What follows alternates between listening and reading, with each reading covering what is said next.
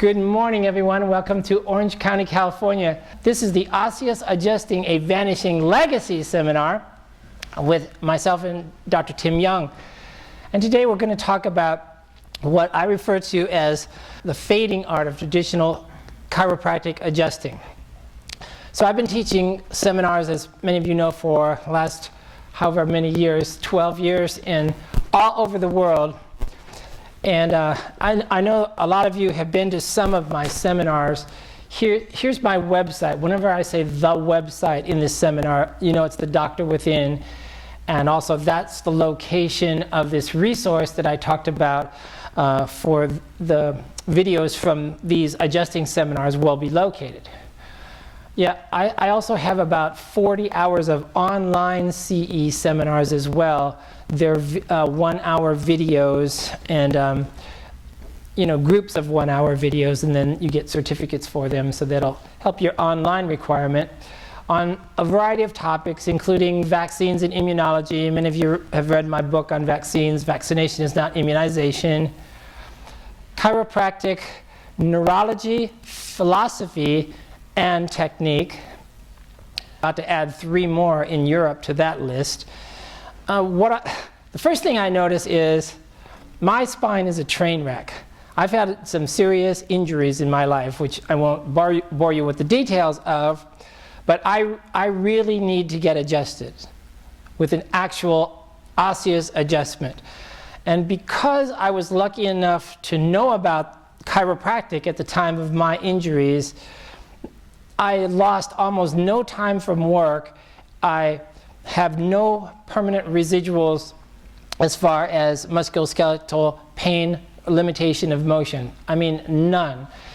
If I would not have known about chiropractic, my life would have been completely different.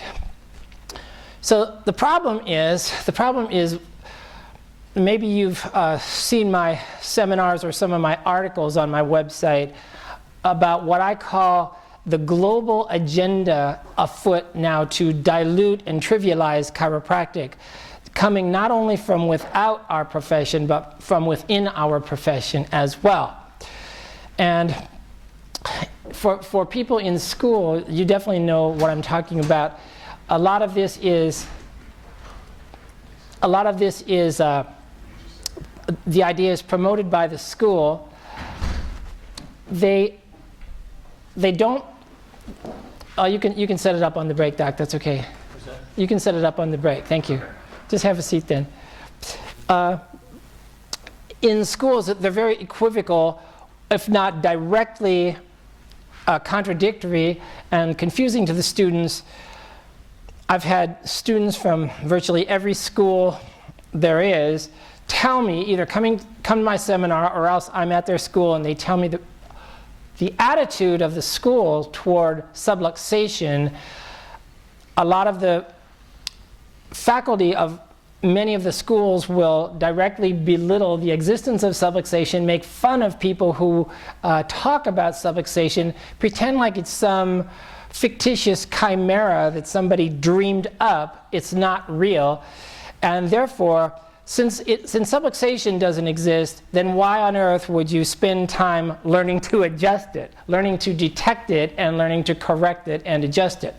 So it's really a challenge for not only for students in school and the young chiropractors coming out, but it's really, personally, it's a challenge for me traveling around the world trying to find somebody who can freaking adjust me. You know, that's the real challenge. But then I project this onto the future of chiropractic. What's chiropractic going to be like in 10 years? Is it headed into a better direction where chiropractic adjustment, legitimate chiropractic adjustment, is going to be more available, or is it going to become scarcer and scarcer? And so that's really the genesis of this series of seminars. Tim and I, we did a team teaching event in Denver last year, and it was the neurology and philosophy seminar. That was the one. And then we took turns teaching it, and in that seminar, right at the end, we decided to just on the spur of the moment to just do some technique, and so that went so well, and we realized that this was something that there was really a need for. Now, it's like the reason this seminar isn't 100% hands-on, where I just pair off people and say, okay, start, palpating each other or whatever, is that there has to be some background, there has to be some philosophy, some knowledge of anatomy, also some understanding of why we're doing what we're doing. Now, that's a subject that I cover more fully in my full-day seminar on chiropractic, neurology, and philosophy.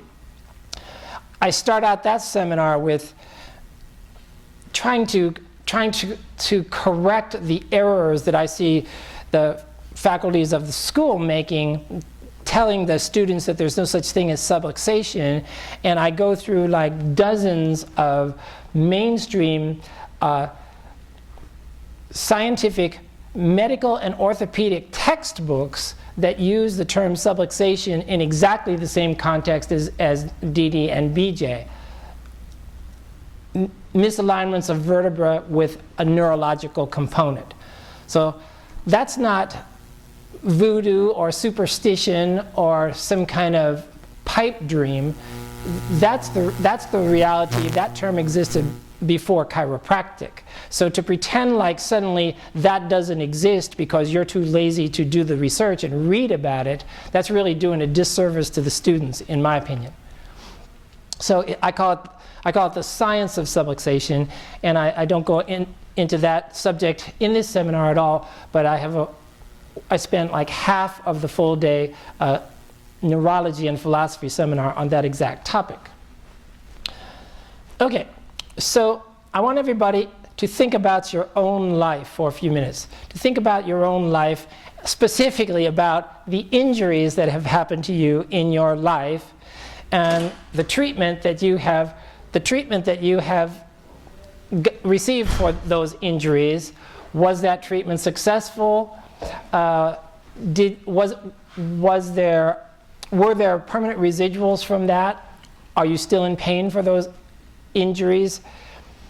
Did you avail yourself of chiropractic care for those injuries? Did you know about chiropractic care for those injuries? So here's my two particular death wishes, I guess.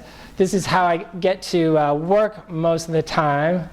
That's a 1800. That's a real bike, and so they always say it's not a question of if you're going down, it's duh. So a couple herniated discs later, we found the truth of that.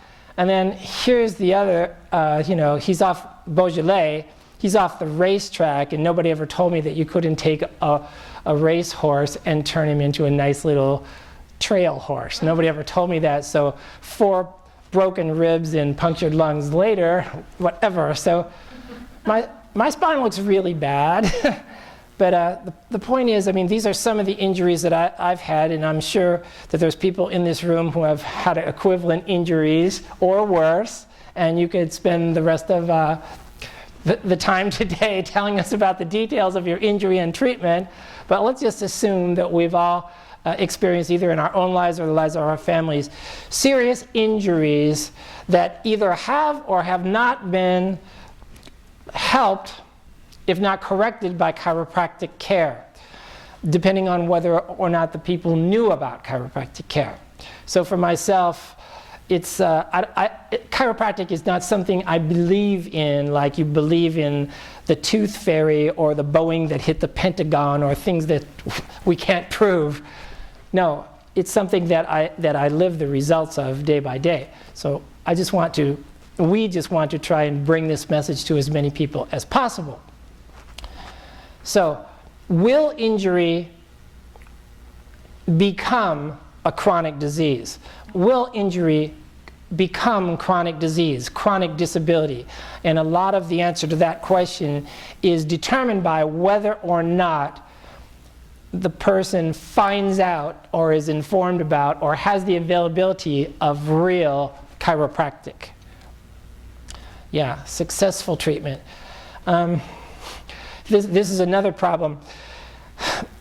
There's a funny thing going around. You know, I heard it at DCS. There were people. They said chiropractors. We are seeing 80. No, they say chiropractic is seeing 8% of the population, and I got to tell you that is completely not true. That is not even close to true. That we wish. Oh, maybe we see them. Yeah, there goes another one.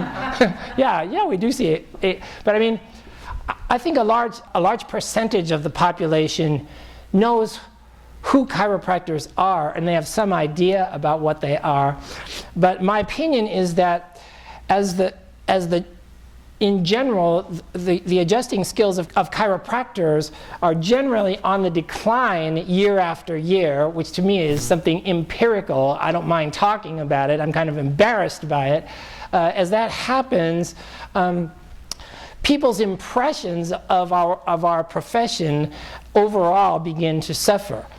I mean, if a patient goes into a chiropractor who never understood chiropractic in the first place because they never told him about what chiropractic was in school, and he gets out there, has no sense of professional identity, just hooks up people on machines, bills the insurance, and hopes for the best, well then, he's not apt to get very good results for the patient. That patient will then have that impression of chiropractic for the rest of their life. Is it likely that that person is going to come back to another chiropractor thinking that other chiropractors are different? No, unfortunately that's not the case. The person will usually think, well, I tried chiropractic, it really wasn't much, it didn't do much for me, and that'll be it. So this is another real day-to-day actual challenge that our profession is facing, in my opinion. So is it successful treatment for a problem, or is the injury and the sequelae from the injury going to lead to ongoing chronic disease, which is what we usually see. That's what we usually see. Now, we can pretend like we are saving the world, but in actual fact, if somebody held a gun to my head and they said, okay, give me your best guess that we're going to verify for what percentage of the population, chiropractors really treat, I would say between 1 and 2%, and that might be stretching it. Okay, so as a consequence, the reality is that the good news for this is what? If you live in a town of 30,000 people and there's 30 chiropractors there, that's okay, because there is no competition. There really is no competition. So that's the good news. The bad news is that the majority of people who do suffer physical injuries like the ones that I was describing and like the ones that you guys have had in your life, they follow the normal course, which is drugs, rehab, physical therapy, and core strengthening, core balancing, whatever they call it, some kind of placebo effects that do nothing to correct the structure. And from there on, the person has permanent limitations of motion, permanent pain patterns, and often some form of permanent disability. That's the reality that we're living in this country at this time. So this is my idea here. It's my opinion that if you're going to be one of the chiropractors who really gets the big idea about the power of the adjustment and how important it is to actually go through the pain and suffering of learning a new athletic skill like adjusting, in order to be inspired to go to all that trouble, my opinion is that at some point you have to have a transformational experience in your life. You have to see it. You have to be around somebody who lives it, every day. And then you'll be inspired. It's like, oh, this is something real. Oh, this isn't just a bunch of words and insurance billing and calling myself doctor and hoping for the best. This is something real. This is a real service to humanity. So and up to this point you were kind of doubting whether or not it was real. So, yeah. So I had transformational experience like this. I wasn't quite sure. I didn't come from a chiropractic background before I got into school. I really didn't understand chiropractic. And I went to a certain school back east that I can't quite remember the name of, Your Honor. And there was somebody who was the leader of that school that I didn't quite click with, and I really didn't understand him, but whatever. And so, yeah, so I was always wondering, first of all, was this profession real? You know, and second of all, I was really doubting and wondering, could I, with all my limitations and what I didn't know, could I actually learn to do this physical skill and to learn this skill? So the first thing that inspired me, one of the first things that inspired me was there was a guy. Now this is Henri Gillet, and he's a Belgian, and back in the I don't know, back in the day, in the 60s, 70s, and 80s, and into the 80s, he formulated and designed the technique referred to as motion palpation. So how many of you guys have ever heard of Henri Gillet and seen his book? Okay, that's great. Now, to me, this is the basis of chiropractic right here, motion palpation. One of the starting points. As a practicing chiropractor, seeing patients day in and day out, what the chiropractor is constantly doing is he is making his best guess to find the primary. He is making his best guess to find the primary. We're constantly assessing the spine, making our best guess to find the primary subluxation that we're going to adjust today. I was just at DCS, and you know, Tim, I always tell the story about watching the young chiropractors out in the concourse, watching them adjust, and I'll talk about this later. But one of the things that you see new chiropractors or students doing is they adjusting everything. You know, they'll adjust like 3 lumbar segments, like 6 thoracic segments, and like 4 cervical segments. So there's a concept called, this is right out of Gonstead, there's a concept called the primary subluxation. So in my humble opinion, that's what we're looking for. We're looking for a couple of those that we're going to adjust on each visit.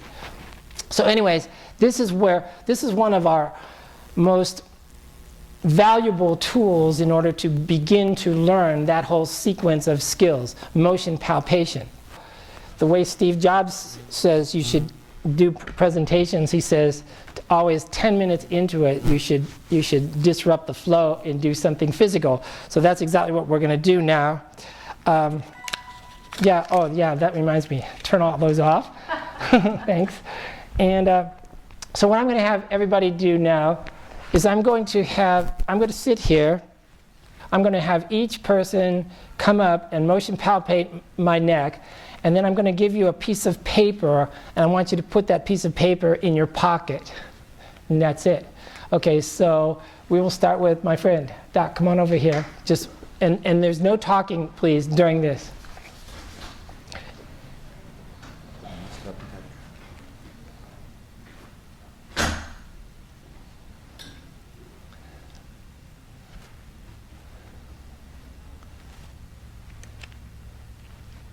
Okay, excellent. That's good. Oh. Okay, next, please.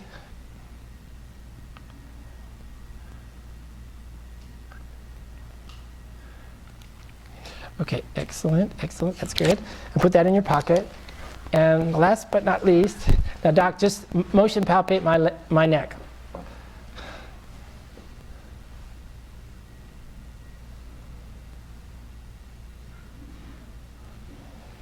That's good. That's good. Okay, and then everybody sit down. Or just sit down, please. Okay, that was good. Okay, so my opinion is, okay, there was a guy, and when I was in first quarter at this school back east about 100 years ago, I didn't know anything about anything, believe me. I did not come from a chiropractic background. I came from a rock and roll background. I was playing guitar 6 nights a week in bars. That's what I was doing before I was a chiropractor. Okay, so anyways, who cares? So I walk into the school, and there's this guy. Now, there's this guy, okay, I'm in first quarter, this kid is in 12th quarter, and he had just come from 4 months in Belgium studying with Henri Gillet, learning motion palpation from the man, right? So this dude freaking knew it. And he started a motion palpation club at the particular school that I was going to, right? So like, it was at lunchtime, it was like 1 hour, 3 times a week.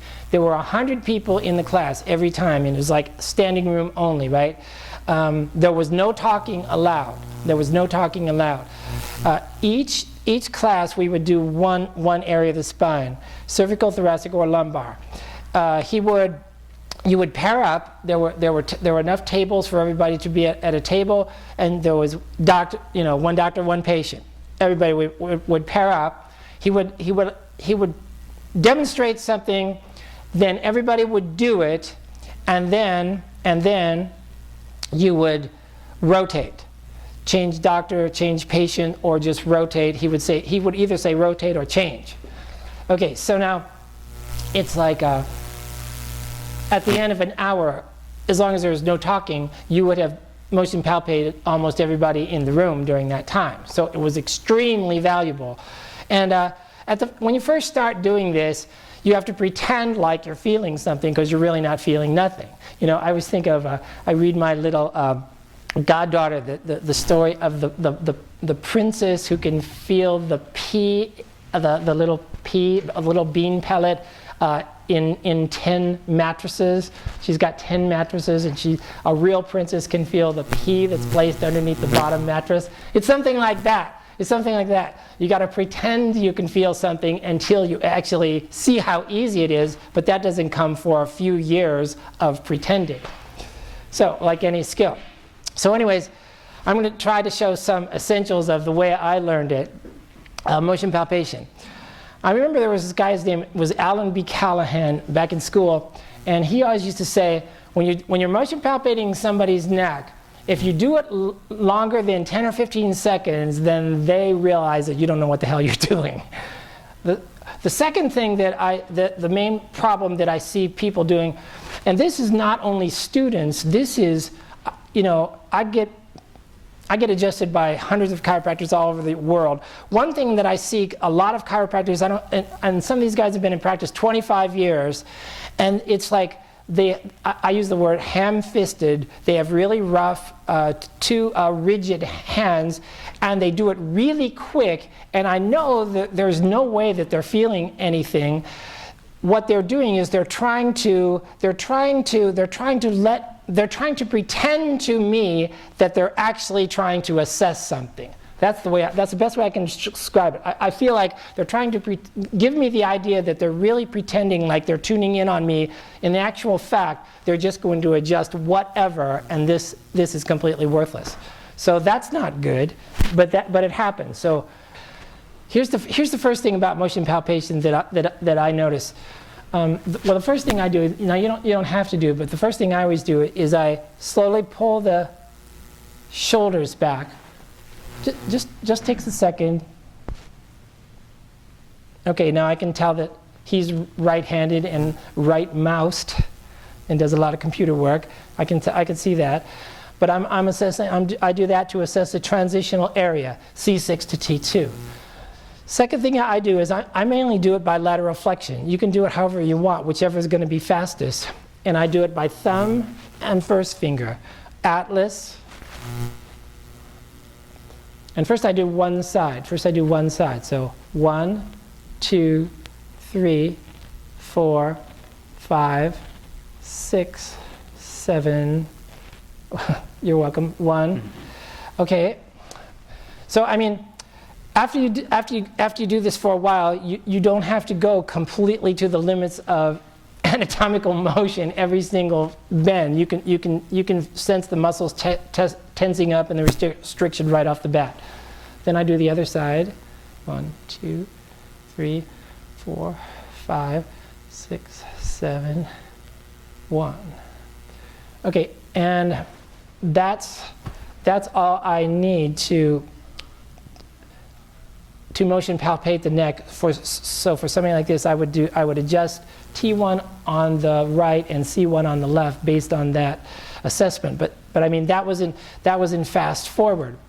Now, the other thing about that was different from a lot of people that motion palpate me is relax your freaking hand. You know, this isn't a side of beef you're putting your hands on. This is a human, living, breathing group of cells that we're touching. So you have to have respect for it. Most people who have subluxations of the cervical spine have guarding muscle spasms of the extensors, the traps, the rhomboids, the intrinsic muscles of the spine, right? And if you go in there with these hammer hands of steel, and you induce more trauma, more pain than is already there in the blocked and swollen and spasmed area, it's going to cause it to tighten up more. So have respect. Come in what he called sub-threshold. Sub-threshold. So put in less force, less tension than is already there. The other word of Henri Gillet, he always said, melt through. So I'm just going to tell you that. Melt through. So remember that. If you don't understand that now, 5 years from now, when you're finally mastering this or whatever, you go, oh yeah, Gillet said melt through. And then finally the last mistake that most people make is they're not systematic. They jump from one thing to another and they do it too fast and too hard. So it's very light and it's slow and it's not in a hurry, but it still doesn't take much time. So that's the best thing I can tell you about motion palpation. So instead of theorizing about this now, what I'd like everybody to do is to put all your books and stuff on the floor. I want everybody to, without talking now, pair up with half doctors and half patients. Have the doctor standing behind the chair and the other one be a patient, and pair up with somebody. Now, eventually I want you to do this your way, the way that it's comfortable for you. But just so we're all on the same page, put your thumb on the left atlas and your index finger on the right atlas, just like this, and very gently do one side. Do like the left side. C1, C2, C3, all the way down till you feel subluxation, till you feel blocking. Do each segment slowly at first, and just do each segment. And then after you're done with that, go to the other side using your first two fingers as the fulcrum. Okay, that's pretty good. Now switch doctor and patient, please. Thumb is on the left atlas, first finger is on the right atlas. And first we're going to do the left side. C1 left, C2 left, C3 left, C4 left. Right down using your thumb as the fulcrum. And don't hurt them. And don't make the tension of your thumb any harder than a muscle spasm that might already be there because of a subluxation. Okay, and then after you're done with the left side, do the right side, please. Okay, the seated guys stay seated. Rotate doctors this way, clockwise. So doc, you go over there, please. Seated guys stay seated. We'll rotate doctors and do the same thing. Thumb on the left atlas. First and second fingers on the right atlas. We're going to go left, C1, C2, C3. We're going to do the left side first, all the way down to T1, even T2. You could do this. Yeah, try it down to T2 while you're at it, because that's how far it's good for. And then when you're done with the left side, then do the right side, please.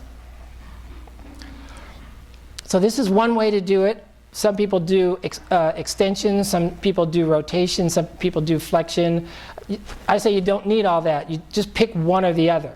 Okay, now switch doctor-patient, please. You don't have to go all the way to the limits of motion just until you feel fixation. Then remember that segment. We're looking for the primary. We're always looking for the primary. We're making a decision. What am I going to adjust today? And that's the one that has most fixation, less motion. Mm-hmm. Or the one they scream the loudest. Okay, and then when you're done, do the right side over the index finger as the fulcrum. If you can determine a primary on him, Yeah. you're good. There's a couple in there, aren't there? Yeah. Well, someday he'll tell you the story of what he's done to his spine, right, Doc? Resist the urge to correct their subluxations, Dr. Young. He was doing it mentally. Right here. You're just hanging on right here, okay? And you're not shoving, you're just holding, you're controlling, okay? Now, bring the knee up. You are not going to crawl up on top of him and do this. How awful does that look? I mean, and how good is that on your shoulder? Now watch this.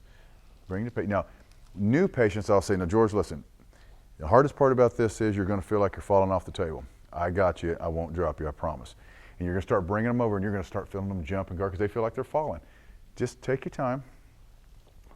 Now you're not shoving, you're just in control. And I'll just take my hand and push here.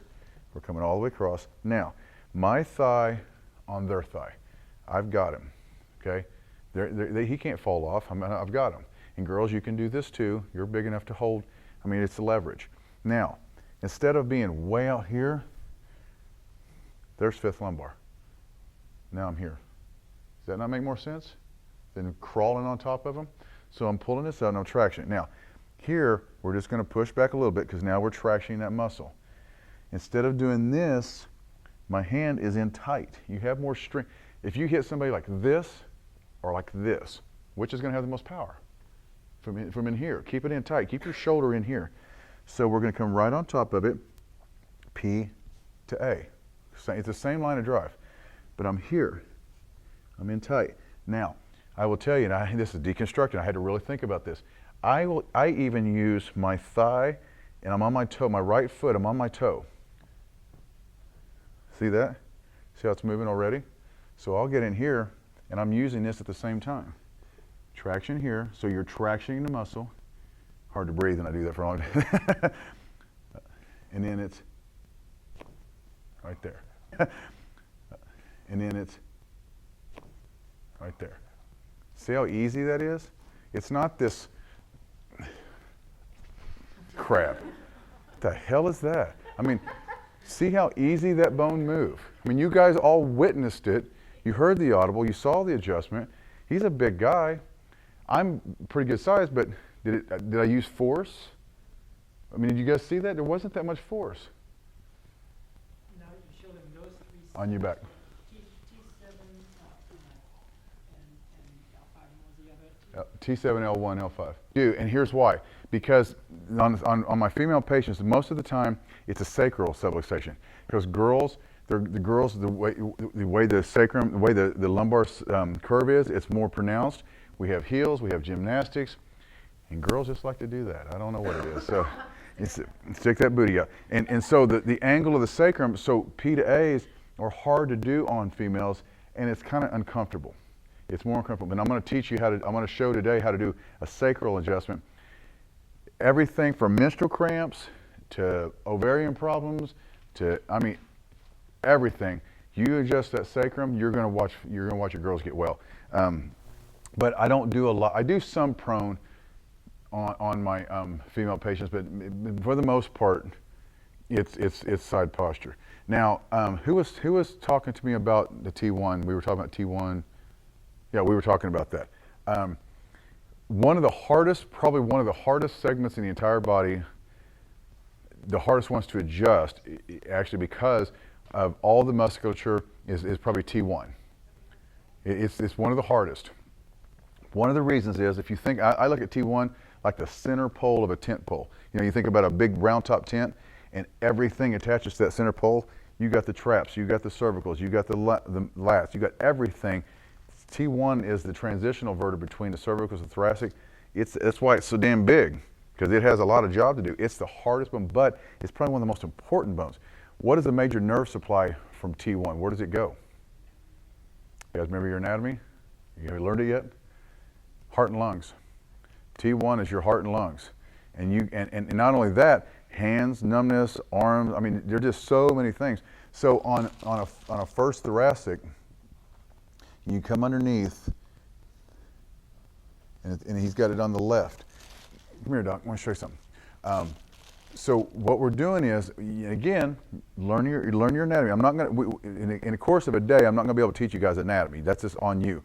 Learn your spinal anatomy. Understand the facet line and the facet planes. Get that down. If you're going to spend any extra time doing anything, I'm telling you, that's important. So we've got a great big guy here. And so what we're going to do is we're going to come underneath T1. I got to do this because it's really, really important. When you have a patient and you're getting ready to adjust him, and Tim kind of alluded to this before, this is vital. Do not come at them like a professional wrestler.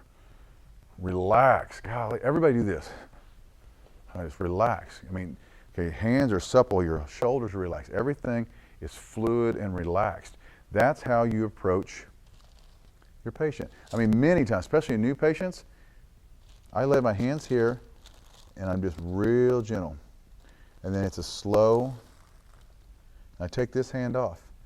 Because this, if you're new, if you've never been adjusted, this right here kind of reminds you of someone grabbing you. You know, they're thinking he's going to grab and twist my neck. That's what they're worried about. Don't twist my neck. So it's supple. Okay, now we're going to do every bone in the body. You guys are all going to get to do this, but I want to show you just these little things so you're not like killing each other as we go. That'd be kind of bad on our resume. So we're gonna traction, and I'm gonna come up under. So T1 is way down here. Okay. Now the facet line is this way. You guys will learn that. But the first thoracic, I've pictured this in my head, and I've really worked hard on this even the last month or so.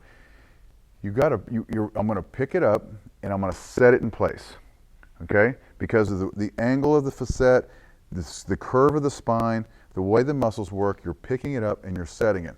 I will tell you, in order to do this properly, it's hand speed. It's not force, it's speed. Speed and accuracy. I mean, it's going to have to, you got to be quick. I'm going to adjust it that way. You guys aren't going to be able to do that. If anyone can do it that way, then you are a prodigy. Go practice. Just get it, you know. So what we're doing, and this is what I was talking to you about, we're going to come up under, and I contact on my index finger, but I keep my fingers tight because I've actually hurt my wrist many times doing this. So we're going to come underneath. We're going to palpate. I'm going to bring the head over this way. Okay. As I'm tractioning the head over my hand, it's full tension. It's full tension, and then we're going to drop. We're going to get low. And then I'm going to lift up and set. Now, here's what's important here. I'm deconstructing. Okay. Elbow stays tight. It's not out here. You will hurt that shoulder, and you don't have near as the force. Again, you don't have as much force here as you do here, right? And you can't, not as fast. You've got to protect you. You've got to protect you as much as you the patient if you're going to do this for very long. I promise you. Did anybody ever get the honor and privilege to meet Dr. Yenny? You know, we just lost him. Practiced 60 years. And the reason he practiced 60 years is because he did it the right way. I mean, you don't see that very often. So you come underneath, and it's not, you're not moving fast, you're not forcing anything. It's finesse. T1, come underneath of it. Now, I'm already picturing in my mind what that spine looks like. I'm seeing it, but not only that, I'm seeing the bone move. I'm visualizing it. Drop underneath and set it right there. Drop underneath and set it right there. That's how. Drop underneath and set it right there. How you move a first thoracic, no pain, and it moved. So does that make sense? Questions about that? Yes, sir. What was your contact on T1? My contact is I'm glad you asked that because that's the part of the deconstruction I didn't talk about. Okay, my contact is right here, right on the lateral process. So I'm coming in here and I'm moving the bone. See the facet line is right there. So I'm coming here, right there, and I'm setting it through that facet. Okay, but I'm tractioning over my hand. So the spinous, my fingertips are on the spinous. My fingertips find T1, that's the spinous, okay? You can come over here, Doc, once you see this. T1, fingertips here, So then I come right off the spinous. So between the spinous and the lateral process is where your finger is. Then we're going to traction right over the top of it and then lift it up and set it. Okay? Now, and then he's got an atlas on the right, so I'm going to show you that. Again, atlas, different facet plane. Atlases rotate side to side around. Now this is a big thing I've been really working on. This is kind of advanced, but where's Brianna? This is something that'd be good for you to think about. And any of the doctors is practicing at all. This is something that's really, really important because I've reassessed this in the practice and started really doing this. And there's many of my patients, all I adjust is C1 or C2 for everything. I mean, I'm not an upper cervical like these guys, you know, upper cervical doctors, that's all they adjust and they think they cure hangnails with it and whatever. But what I have learned is I'll take an A to P open mouth and I look at everything posterior. So I'm looking at it from the back and I look at the spinous process of C2. And if the spinous process of C2 is going right or left, obviously we got rotation. And you can draw a line, if you draw a line from the middle of the dens through the spinous process C2, it should anatomically drop straight down through the spine. If it's going this way, well obviously, and you look at the relationship between the C2 spinous and the lateral mass or the facets of C1, C2, you can see the relationship there. But right now, we're going to come up under the atlas and I'm using my fingertips. I'm coming around here. Again, I'm not squeezing his head off. It's real gentle. It's here. Now look at my stance. I'm ready to adjust. I got news for you guys. This is manual labor. Chiropractic is manual labor. You will work. Trust me, if you're not, you ain't doing it right. I'm just telling you. Come under the atlas. Now, the atlas, you know what it looks like. You know how it works. My elbow is in. This elbow is in. I will tell you this, I used to do this and adjust, and I've tore both bicep tendons. Now, I didn't do it adjusting, but I will tell you, I still feel it in those tendons because force travels, right? You know, if you get hit in a car accident, it only takes, 4 miles an hour to cause whiplash? Well, it's because force travels. Well, when I'm putting this force, if my arm is here, it's traveling into this arm. You'll be fine for a couple of years, but there's going to come a day. So again, everything is tight. I'm low, relax, go to tension. If I'm adjusting out here, I'm going to hurt. I'm going to hurt him because that muscle, all I'm doing is jamming the muscle. Under the atlas, all the way across, and then you relax, and then you set it. And then you relax, and then you set it. And then you relax, and then you set it. And then you relax, and then you set it. Okay? But the key is just like that. Now there are times, and you guys have done this when you're practicing with each other, when you go to adjust and you feel them squeeze your neck real tight. You'll feel that. You'll feel them like squeezing. Just relax. And then here's a little trick.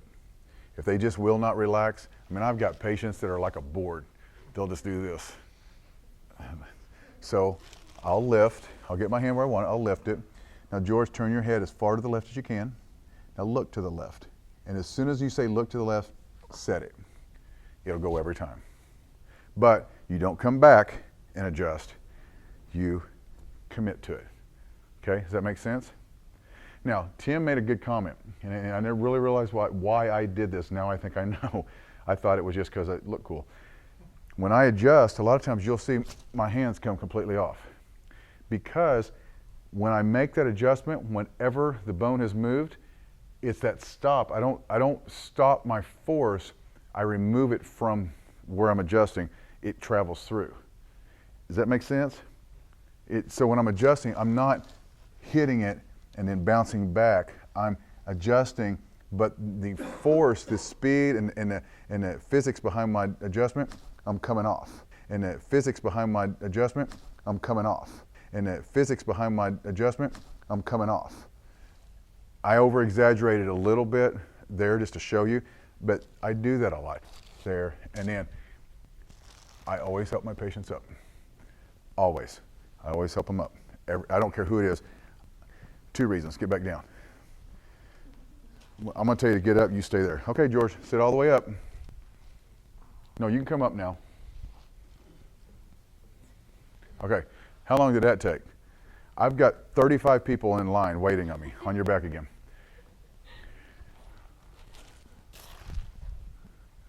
Okay, how much time did I just save? And then you get those patients that want to sit on your table, the little old ladies want to sit there and talk. I'm going to help you down, and I'm going to help you right on out the door. All right, any questions about that? Okay, we're going to do what Tim said. He's wanting to see the setup on the Atlas. Okay, so come up here. Let's look at this. Okay, the Atlas, the facets, what's the Atlas do? It rotates, right? My spine is just froze up. Anybody got one that's broke loose? Yeah, it doesn't matter. Okay, so it goes side to side. Okay, it's an Atlas. So what we're doing is, it's fixated on the right. Does that one move good? Yeah. When you palpate, when I come under and palpate, the Atlas has done this. Now I'm over exaggerating to show you, but we got rotation, so it's doing this. That's how you can feel it. So when you come underneath and you're palpating, you're feeling, if the Atlas is this direction, when you're palpating, you're going to feel it going posterior, right? You're going to feel that differences. It's going to take you a while to feel that difference. And if you're motion palpating, you're going to palpate through here. That's going to move. Over here, the thing's stuck against the occiput or C2. There's no movement in there. That's what you're feeling. I do the static, so I'm coming right under here, and immediately I'm feeling that thing is over here. So if it's posterior, we got to go P to A, right? And the rotation is this way. So I'm coming under here this way, and if it's sitting here, I'm moving it that way. Does that make sense? Mm-hmm. Right there. Right there. You're moving it right through. What do you do with this hand? And I'm just stabilizing the head. I'm just stable. I don't do anything with your head. It's not this. It's stabilizing. It's here. I guess your left hand moves a little bit. It's moving with the physics of the adjustment itself. It's moving, but you're not torquing the head. But you're not torquing the head. But you're not torquing the head. I learned a technique years and years ago from Dr. Thompson. He's still in practice in Springfield. He's got to be 90. Golly. And it was effective, but I had a real bad T1, C7, T1. I was just out of school, and my uncle was a chiropractor, but he was out of town. And I went to the gym one night, and I went to do pull-ups. And I went, and I had no pain, no symptoms. Everything was pulling to the left. I thought, okay, that's weird. And I'm 27, 28 years old. So I grabbed some dumbbells, and I could do like a 60-pound dumbbell curl here. I couldn't do 20 here. I had no strength. It's the only symptom that I had. Kind of, of course, I'm 27, and I was a bodybuilder competing, and it freaked me out. So I go to Dr. Thompson. He's got an old high-low table, and he brings it at a 45-degree angle, and he takes this towel, and he rolls it up about that wide, and he wraps it around my neck. He's right here. Wham! I swear I crapped down both legs. It scared me to death. But it felt like your whole spine is whoom, like that. And but it moved. And then like next day he did it again, and the third day, it was back. So guess what I started doing in practice? Oh, hell yeah, I had towels, and I still got an old patient that comes in, he goes, grab the towel. But what's funny is, I got to where, and what I would do is I'd wrap it, and it is very effective, but it's not an adjustment, that's a manipulation.